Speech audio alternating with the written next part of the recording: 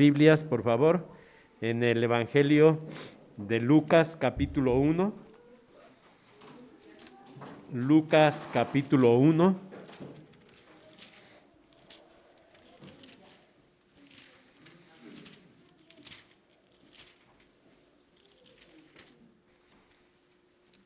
Y vamos a leer los versículos 46 al 55. Lucas 1, 46 al 55.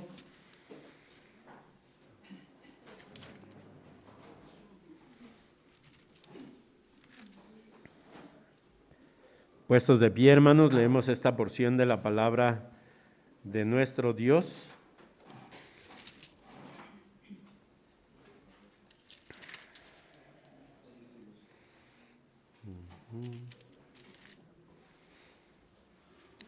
Ya estaba yo en el capítulo 2 y me faltaban versículos, hermanos. Dije, pero ya me ubiqué, hermanos. Lucas 1, 46 al 55, de manera alternada, dice así la palabra de nuestro Dios. Entonces María dijo: engrandece mi alma al Señor, y mi espíritu se regocija en Dios mi Salvador, porque ha mirado la bajeza de su sierva. Pues he aquí, desde ahora me dirán bienaventurada todas las generaciones. porque me ha hecho grandes cosas el poderoso, santo es su nombre. Y su misericordia es de generación en generación a los que le temen. Hizo proezas con su brazo, esparció a los soberbios en el pensamiento de sus corazones. Quitó de los tronos a los poderosos y exaltó a los humildes. A los hambrientos colmó de bienes y a los ricos envió vacíos. Socorrió a Israel su siervo, acordándose de la misericordia, de la cual habló a nuestros padres para con Abraham y su descendencia para siempre. Amén. Así de pie, hermanos, recibimos a nuestro hermano Juan Manuel, que nos trae el mensaje en esta tarde. Vamos a tener una palabra de oración, hermanos.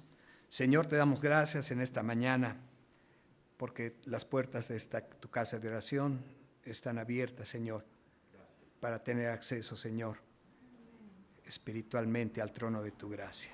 Ponemos en tus manos, Señor, este momento de reflexión en tu palabra. Te pedimos, Señor, que la misma no vuelva vacía, sino que haga lo que tiene que hacer en cada corazón. En el nombre de Cristo oramos. Amén. Tomen asiento, hermanos, y le he titulado a este pequeño mensaje María y la adoración. Quiero decirles que hace algún tiempo tuve oportunidad de, aquí también en el templo, de compartir con ustedes acerca de María y precisamente de este pasaje que se llama comúnmente el Magnificat, ¿verdad? Dice, empieza Magnificat anima mea Dominum. Bendice, no es bendice, es engrandece, Magnificat, engrandece mi alma al Señor. María, hermanos, era una joven o fue una joven escogida por Dios. Alguien que Dios escogió, cuyas características pues las podemos encontrar un poquito en los versículos anteriores, del 26 al 38. Me voy a permitir leer los versículos 26 al 38 para que tengamos una referencia un poquito más clara. Dice en el versículo 26 de este capítulo 1: al sexto mes el ángel Gabriel fue enviado por Dios a una ciudad de Galilea llamada Nazaret, a una virgen desposada con un varón que se llamaba José, de la casa de David. El nombre de la virgen era María. Entrando el ángel en donde ella estaba, dijo: salve muy favorecida, el Señor es contigo, bendita tú entre las mujeres. Mas ella, cuando le vio, se turbó por sus palabras y pensaba: ¿qué salutación sería esta? Entonces el ángel le dijo: María, no temas, porque has hallado gracia delante de Dios. Y ahora concebirás en tu vientre y darás a luz un hijo y llamarás su nombre Jesús.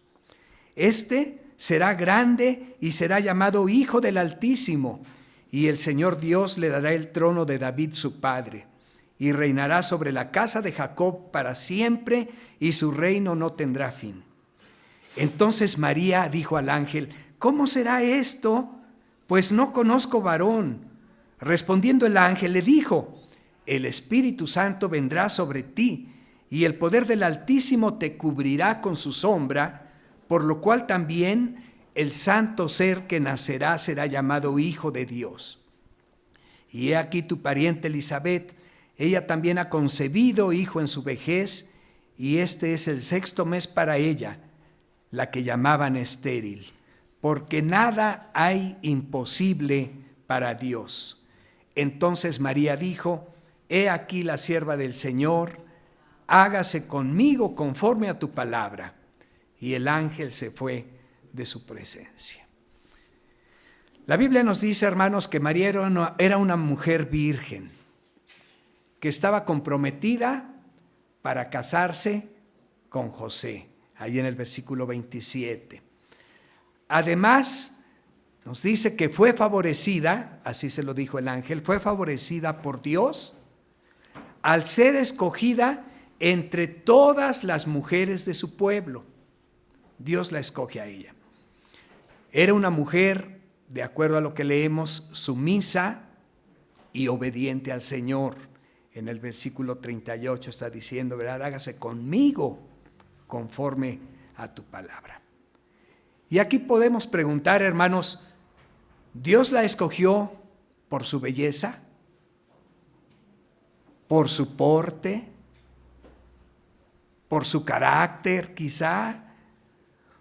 O quizás Dios la escogió al azar entre todas las mujeres, ella va a ser. Claro que no, ¿verdad? La respuesta segura de que María fue escogida por Dios es porque era una mujer conforme al corazón de Dios, como lo fue el rey David, o como nos los describe en este caso de una manera particular la palabra con respecto a David. David fue elegido rey de Israel y recordamos aquellas partes de donde se nos habla de esto. Primera de Samuel 16:7, Jehová respondió a Samuel: no mires a su parecer ni a lo grande de su estatura, porque yo lo desecho. Porque Jehová no mira lo que mira el hombre, pues el hombre mira lo que está delante de sus ojos, pero Jehová mira el corazón. Refiriéndose a los hijos de David y no a los hijos, de Isaí, no necesariamente a David, porque Dios le estaba diciendo: yo no estoy viendo su estatura, yo no estoy viendo cómo es, sino su corazón. Este himno de alabanza, hermanos, es maravilloso porque revela la increíble piedad de María. Y una de las cosas que podemos ver en este pasaje y que nos debe impresionar en primer lugar, hermanos, es una mujer que es conforme al corazón de Dios, pero es una mujer no solamente en un sentimiento, no solamente en una emoción, sino en una entrega que tiene que ver con el conocimiento del Señor mismo. ¿Por qué lo digo? Porque en este himno podemos mencionar y podemos analizar y podemos ver que María cita directamente o indirectamente más de 12 pasajes bíblicos al hacer este himno, al proclamar este himno, al decir estas palabras. Ella hace un recorrido por el Antiguo Testamento, citando los Salmos, a Job, a Génesis, a Isaías, a Éxodo, a Primera de Samuel y a Malaquías. No los vamos a analizar ahorita porque no estamos en un estudio, pero realmente María tiene conocimiento pleno de la palabra de Dios. Podemos asegurar que María conocía la Biblia. Sin lugar a dudas, María la había memorizado y grabado en su corazón, no solamente pensando en un Dios que era el Dios de su pueblo, no solamente reverenciando a un Dios y adorando a un Dios de manera superficial, sino de manera profunda, conociendo la palabra y bebiendo de ella y sabiendo y entendiendo lo que Dios significaba y aparte de ello lo que Dios quería y el propósito de Dios para su pueblo. Sin lugar a dudas, María había memorizado la Biblia, la había guardado en su corazón, pero ¿cuántos de nosotros podríamos realmente combinar pasajes bíblicos como ella para hacer este tipo de declaración como ella lo hizo y lo leemos en este pasaje? Sus padres, hermanos, podemos pensar y asegurar que verdaderamente se ocuparon de educarla en la palabra de Dios. Para la familia judía entendemos, y así lo leemos también en la Biblia, el memorizar y atesorar la palabra era algo prioritario. El ocuparse de que los hijos la aprendieran no era algo dejado a los sacerdotes exclusivamente. Ellos sabían que eran responsables de criar a sus hijos con la palabra de Dios, que debían enseñársela en todo momento, de día, de noche, cuando salían de casa, cuando ellos jugaban, cuando ellos comían. La palabra de Dios era literalmente, hermanos, dicha a cada momento. Ellos sabían que eran responsables de criar a sus hijos con la palabra de Dios. Y nosotros podemos verlo aquí en María, un vivo ejemplo de cuán importante y serio es criar a nuestros hijos y a nuestros descendientes en la palabra de Dios. Aún así también podemos señalar que María era una creyente modelo. El Magnificat, como se le conoce a este himno, es un himno de alabanza a Dios, pero no solamente que es expresado, decía yo, de palabras, sino de sentimiento íntimo en el corazón. Y en este himno también nosotros podemos tomar una enseñanza o podemos tomar enseñanza de cómo adorar a Dios correctamente. ¿Cómo lo podemos ver? Porque nos enseña tres partes muy fundamentales. La actitud propia en la adoración. En segundo lugar, el objeto de la adoración. Y en tercer lugar, la razón de la adoración. Y vamos a ir analizando cada uno de estos tres. En primer lugar, la actitud propia en la adoración. ¿Cuál debe ser la actitud? ¿O cuál es la actitud que nos enseña este pasaje que debemos tener para adorar a Dios? En primer lugar, vamos a mencionar que debemos adorar a Dios con el corazón. ¿Cómo es esto de adorar a Dios con el corazón? En los versículos 46 y 47, María está diciendo: engrandece mi alma al Señor, y mi espíritu se regocija en Dios mi Salvador. Esto quiere decir que adorar a Dios no es algo meramente de los labios o del cuerpo. Adorar a Dios no es exigirnos ponernos de pie cuando se cantan los himnos o condicionar a que estos se canten afinados. Tampoco es adquirir poses o actitudes externas al orar o al desarrollarse un culto. Adorar a Dios es algo del corazón. Veamos cómo María lo dice: mi alma engrandece al Señor. Mi espíritu se regocija en Dios. Dios demanda de nosotros en su palabra: hijo mío, dame tu corazón. Así lo dice en Proverbios 23, 26. Dame, hijo mío, tu corazón. Nuestra alma, nuestro espíritu, es lo que debe adorar a Dios. Deben gozarse en el Señor. Cuando vienes a la casa del Señor, ¿vienes con el alma preparada, dispuesta?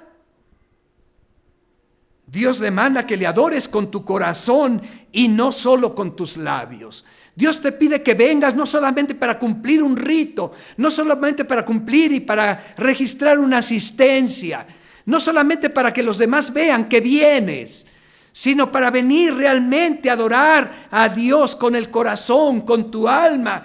Dice el salmista: bendice alma mía a Jehová y bendiga todo mi ser su santo nombre.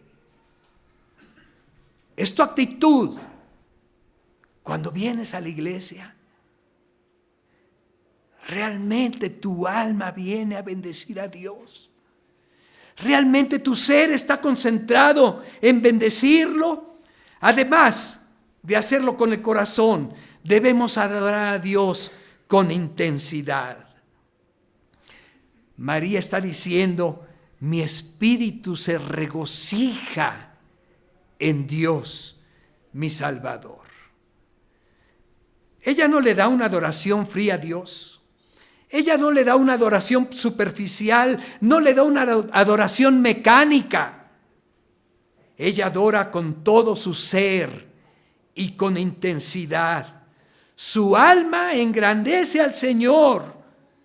No que pudiera hacer más grande a Dios, porque Dios, hermanos, no tiene tamaño, sino que su alma está dispuesta a que se amplíe, a que esa adoración haga que Dios sea el centro de ella y que ese engrandecimiento tenga que ver con esa llenura que está en su mismo ser.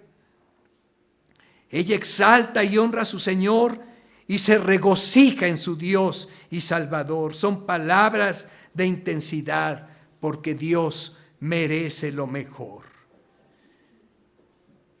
Él merece una adoración no fría, no superficial, sino una adoración con pasión, con entrega, con convicción, con fe. Dice en Hebreos 11:6, porque es necesario que el que se acerca a Dios crea que le hay. Y precisamente en eso estriba nuestra fe, en que Dios está aquí, en que estamos aquí para adorarle, para sentirle, para engrandecer nuestra alma delante de Él, así como María lo expresa en este himno. Debemos adorar a Dios con el corazón, con intensidad, pero también humildemente. En el versículo 48, ella habla de la bajeza de su sierva. Ella reconoce que socialmente no es nada. Ella no es rica. Es la desposada de un carpintero. María en ningún momento se enorgullece por ser la escogida de Dios, por ser la madre del Señor. Ella adora humildemente. Se acerca al Señor reconociendo que Dios lo es todo y ella es nada. Que Él es soberano, que Él es su rey. Y solo, hermanos, solo quien viene con un corazón humilde delante de Dios está realizando una verdadera adoración. Por eso Santiago dice ahí en el capítulo 4, versículo 6, Dios resiste a los soberbios, pero da gracia a los humildes. En segundo lugar, hablamos en este caso también del objeto de la adoración. Ya analizamos la actitud de la adoración, pero el objeto de la adoración. Y todo lo entendemos, yo creo, y lo tenemos muy claro, que Dios es el objeto de la adoración. María no fue el objeto de adoración, hermanos. María, al momento de que el ángel le habla, el ángel le está diciendo, tú fuiste escogida. Pero en ningún momento el ángel le está adorando, ni le está diciendo, todas las generaciones te adorarán, te dirán bienaventurada, sí, doblemente feliz, bienaventurada porque tú fuiste la escogida. Y por eso las naciones van a reconocer en ti a una mujer ejemplar, a una mujer entregada a Dios, a una mujer que en su humildad y en su forma de ser sencilla es escogida por Dios para que ahí en ella naciera el santo ser que iba a venir a este mundo, Jesús, nuestro Salvador. Ella reconoce que es a Dios y solo a Él a quien debemos adorar. María menciona 3 atributos de Dios que nos deben llevar a rendir gloria a Dios, que debemos sentir y saber y tener por claro que Él es el objeto de nuestra adoración. En primer lugar, María menciona que Dios es todopoderoso. Versículo 49, me ha hecho cosas grandes el Todopoderoso. ¿Creemos esto? Puede ser que lo creas intelectualmente, que en tu mente tengas precisamente esa trilogía con respecto a aquello que Dios nos representa. Todopoderoso, omnipotente, omnisciente, omnipresente. Pero, ¿lo crees en tu corazón? No hay nada más difícil para Dios. No hay nada que pueda ser difícil para Dios. Todo Él lo puede hacer. Y hacer que María quedara embarazada sin la intervención de un hombre no es algo difícil para Dios, porque Él es todopoderoso. Él es el creador de los cielos y de la tierra. Y quiero decirte que esto fue algo sencillo para Él. Sin embargo, no hay la contraparte, lo difícil, sino simplemente Dios lo hizo porque es todopoderoso. Él puede cumplir nuestras peticiones con suma facilidad. Si aún no ha contestado nuestras peticiones u oraciones, no es que Él no lo pueda hacer, hermanos. No es que Él no pueda contestar lo que le pedimos, sino que Él sabe mejor que nosotros lo que nos conviene, porque Él conoce las intenciones de nuestro corazón. Y quizás porque no podemos ocultar delante de Él nuestras prácticas y hábitos pecaminosos, porque al orar no hay arrepentimiento sincero y veraz en nuestro corazón. El objeto de nuestra adoración es porque Dios es todopoderoso, pero también porque Dios es santo. Y así lo menciona también en el versículo 49, santo es su nombre. ¿Por qué menciona María este atributo de Dios? Porque la santidad de Dios implica perfección, pureza, justicia, misericordia, amor. Dios hace bien a sus hijos porque Él es santo. Así lo dice el Salmo 22:3. Pero tú eres santo. Y esa santidad la comparte con todo aquel que cree en Él.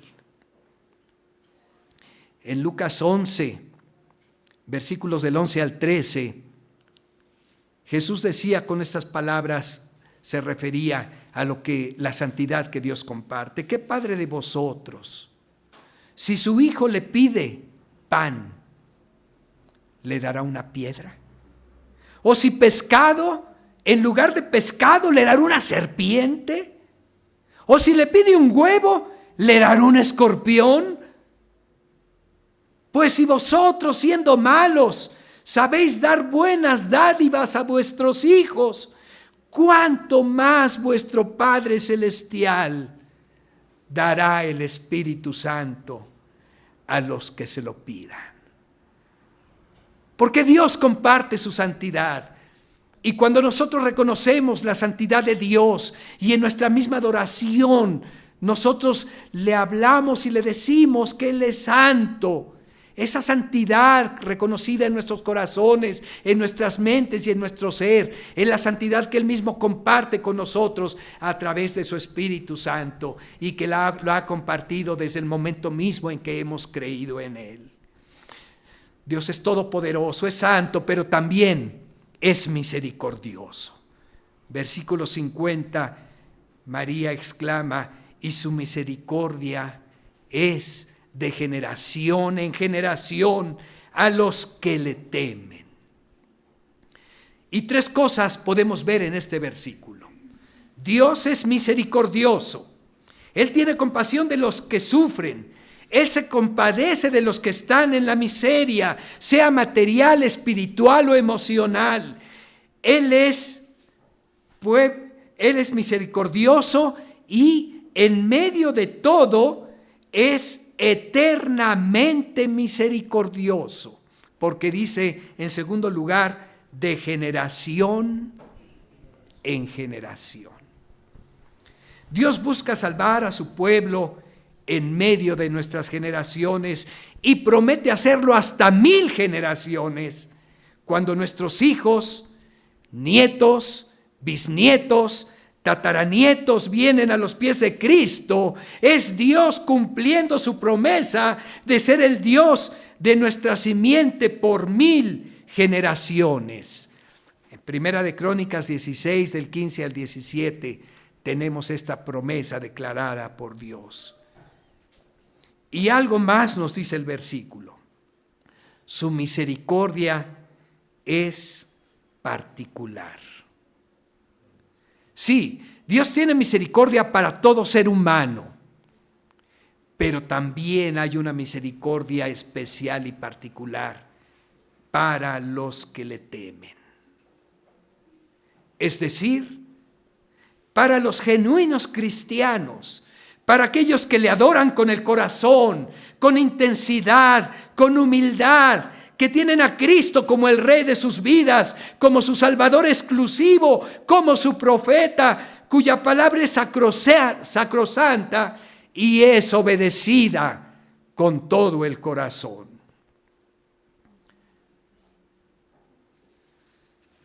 Y volvemos a repetir, 3 cosas nos enseña este pasaje.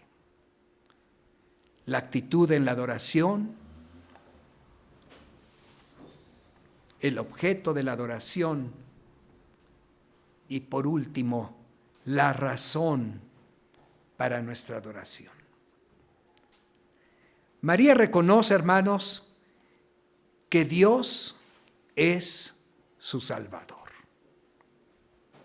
Versículo 47, lo mencionamos hace un momento, pero dice ahí, mi espíritu se regocija en Dios, mi Salvador. Veíamos en la clase de hace rato y una frase que se menciona mucho, solo Cristo salva. Y María misma requirió de esa salvación. María misma reconocía y reconoció que Dios era su Salvador. Y por eso de ella dice, mi espíritu se regocija en Dios mi Salvador. Ella no es salvadora, hermanos. No es corredentora. No es mediadora. No es dispensadora de gracia. Dios es su Salvador, como lo es para ti y como lo es para mí y como lo es para cualquiera que se acerca a Él arrepentido. ¿Y esto es importante para la adoración? Claro que lo es. Nosotros no adoramos a Dios solamente porque Él es el creador de los cielos y de la tierra. No adoramos a Dios solamente porque reconocemos su omnipresencia, su omnisciencia y su omnipotencia. Nosotros adoramos a Dios, hermanos, porque Él es el que nos ha provisto de una salvación tan grande. Para ella Dios es su Salvador porque la ha librado del pecado y del infierno, como a ti y como a mí. Ella sabía esto cuando el ángel le dijo, el santo ser que nacerá será llamado Hijo de Dios. Ella sabía esto cuando el ángel le dijo que le tendría que poner por nombre Jesús, porque Jesús significa que Él salvará a su pueblo de sus pecados.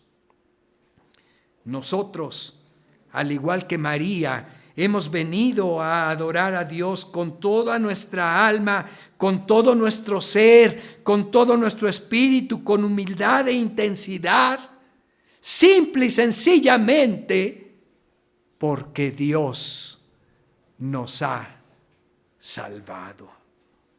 Ha tenido compasión de nosotros y nos ha dado el privilegio de ser salvos para siempre. Y por eso le adoramos.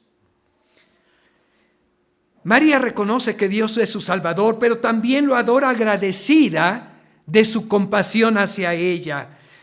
Y ella dice, porque ha mirado la bajeza de su sierva, pues he aquí, desde ahora me dirán bienaventurada todas las generaciones, porque me ha hecho grandes cosas el Todopoderoso, el Poderoso, santo es su nombre. Aunque ella era una mujer pobre, hermanos, socialmente desconocida, sin fama alguna, Dios no se olvidó de ella. Dios la escogió y le dio la bendición de ser la madre del Señor. Dios la enriqueció de esa manera sin necesidad de lo material. Las riquezas para el cristiano, hermanos, no están en lo material, como en este caso hablamos de María, sino en las bendiciones espirituales que vienen de Dios, del Señor mismo, porque una persona puede tener muchos bienes y ser realmente pobre, sin amistades, sin amor, sin alegría, sin paz y lo más importante, sin salvación. Dios nos ha enriquecido con la salvación, pero también podemos reconocer, y así lo hacemos, nos enriquece con muchas y múltiples bendiciones. Cada día disfrutamos de las bendiciones de Dios. La vida, los hijos, el trabajo, la creación del mismo, el estudiar, el servir, el amar, el ser amados y cuantas más cosas que diariamente vivimos y sabemos y entendemos, o quizás ni pensamos que todo proviene de la bendición de Dios para nosotros. María lo adora agradecida por lo que Dios hace con su pueblo, o lo que Dios hace por su pueblo, porque no solamente piensa en ella, sino también en los demás, en todo creyente disperso y muy en particular en su propio pueblo.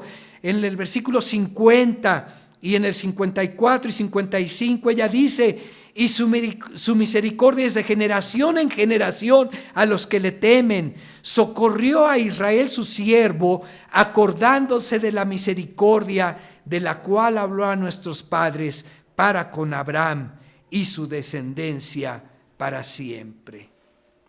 La adoración a Dios, por tanto, hermanos, aquí aprendemos que debe ser colectiva. Nunca debemos olvidar que somos parte de una familia espiritual, que al adorar aquí nos acompañan los ángeles mismos que velan la adoración del pueblo de Dios y que adoramos juntos en espíritu con toda la Iglesia universal.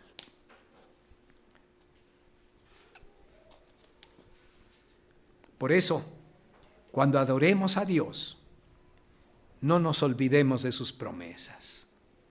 Eso es lo que hizo María. Ella trajo a la memoria la misericordia de Dios. Socorrió a Israel su siervo, acordándose de la misericordia, de la cual habló a nuestros padres para con Abraham y su descendencia para siempre. Trae a la memoria sus palabras la fidelidad de Dios. En Génesis 17, versículos 6 y 7, Dios le está hablando a Abraham y le dice, y te multiplicaré en gran manera, y haré naciones de ti, y estableceré mi pacto entre mí y ti, y tu descendencia después de ti en sus generaciones, por pacto perpetuo para ser tu Dios, y el de tu descendencia después de ti. Lo que nos debe impulsar a adorar con mayor fervor y alegría, sabiendo que somos parte de esta promesa permanente que Dios le dio a su siervo. Cristo conoce a sus ovejas una por una, y por cada una de ellas murió en la cruz y resucitó. Él no olvida a ninguna de ellas. Deja las 99 y va a buscar la descarriada. Él ama a cada una de ellas y las cuida. Las llama por su nombre y cumple su palabra con cada una de ellas. Ninguna promesa de Dios para ti caerá por tierra. Y esto debe ser un factor de recordar y alabar a Dios. Agradecidos a Dios. Y por último, María adora a Dios porque Él es el defensor de su pueblo. Versículos 51 y 53 dice: hizo proezas con su brazo, esparció a los soberbios en el pensamiento de sus corazones, quitó de los tronos a los poderosos y exaltó a los humildes, a los hambrientos colmó de bienes y a los ricos envió vacíos. Dios hace justicia en la tierra. Él es el gran transformador del mundo, el que quebranta a los soberbios, el que quita a los reyes que se levantan contra él y a los ricos opresores los envía vacíos. Él exalta a los humildes, da comida a los hambrientos, con su brazo hace proezas. Dios transforma este mundo. Dios es el defensor de su pueblo. Dios es enemigo de aquellos que buscan nuestro mal. Él es nuestro escudo y protector. Estamos ante un reto como iglesia cristiana, en donde somos testigos de que las estructuras humanas, políticas, sociales, culturales, económicas, aún espirituales y de salud, se están cimbrando con los cambios. Cambios a la educación, cambios a los principios y valores fundamentales que nos distinguen, cambios a la forma de hablar, a la forma de pensar, a la forma de tratar y de concebir inclusive nuestro cuerpo, aún a la forma de darle un enfoque a la palabra de Dios hoy en día, tergiversando y cambiando todo lo que tiene que ver con lo que Dios quiere para nosotros. Así aún cambios a las leyes, estrategias que han surgido de un enfoque globalizador. Y con todo esto, hermanos, no podemos permanecer como si nada estuviera ocurriendo. Debemos aprender a conocer lo que Dios quiere decirnos a través de todo esto. Por lo que reflexionando en este canto, en este himno de María, analizando su actitud y entrega, su conocimiento y reconocimiento de un Dios santo, poderoso, misericordioso, salvador, tenemos el deber de estar dispuestos a seguirle y a servirle por sobre todo interés mezquino. ¿Cuál es tu actitud en la adoración y servicio a Dios? ¿Le adoras y le sirves realmente con el corazón? ¿Le adoras y le sirves intensamente y al mismo tiempo con humildad? ¿Lo reverencias y lo exaltas con tu vida por su poder, por su santidad, por su misericordia?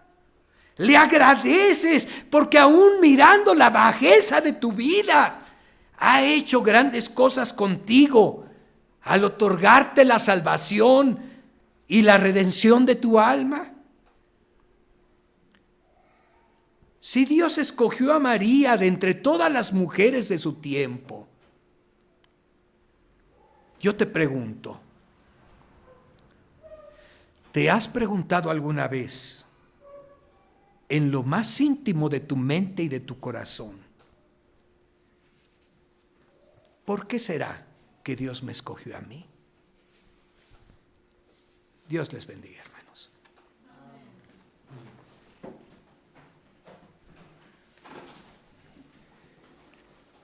Gracias a Dios, hermanos, por el mensaje que hemos escuchado en esta tarde. Dios quiera que la enseñanza de la palabra de nuestro Dios quede en nuestro corazón y lo pongamos en práctica en nuestra vida.